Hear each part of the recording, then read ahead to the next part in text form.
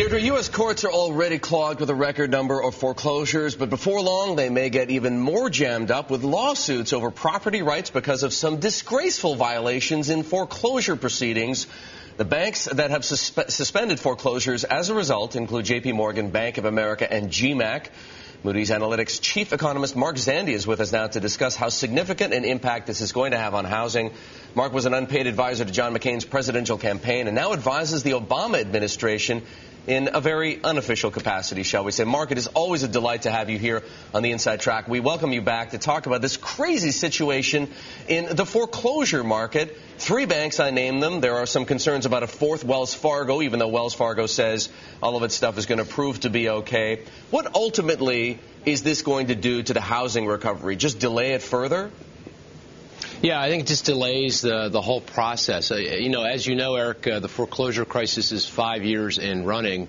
And even if things went very smoothly, it'd take another 3 years. And this has the potential for lengthening the whole process out quite significantly. It does depend on how widespread the problem is, and we're finding that out now. And perhaps more importantly, how the courts interpret all of this and how significant the delays are. Well, very hard for you, Mark, to anticipate how any one judge might act, but based on the fact that these are violations by banks that are supposed to follow very strict procedures when it comes to repossessing a home, how do you think, how would you expect courts on balance will behave?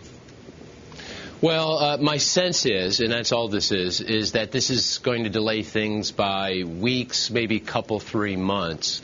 I don't think it's going to be 3 quarters or 3 years. So I think it's weeks, 3 months. If that is in fact what happens, then that may mitigate some of the price declines, house price declines I would expect in the very near term. But we will still get those price declines as we move into next year.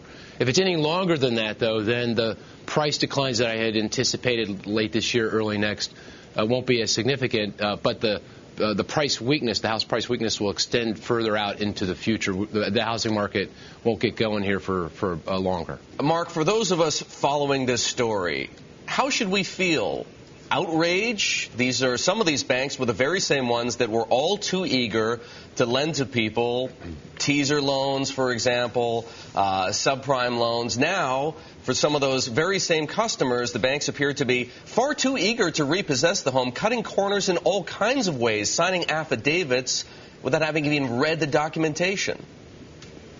Yeah, well, there's a lot of room for outrage, but in this case, I think it's just that the mortgage servicers, the folks that have to work through the foreclosure process, are just overwhelmed, that there are so many foreclosures and other mortgage problems that they're looking for ways to make this process work a little bit faster and move through the loans. It's not right. They shouldn't do it.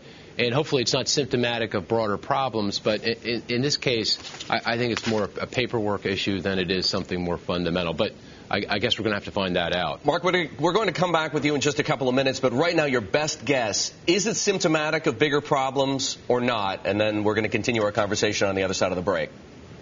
I'd be surprised, just because the mortgage service industry has been under extreme scrutiny for such a long time. I'd be surprised if it's all right, Mark, we're coming back with you. Mark Zandi of Moody's Analytics.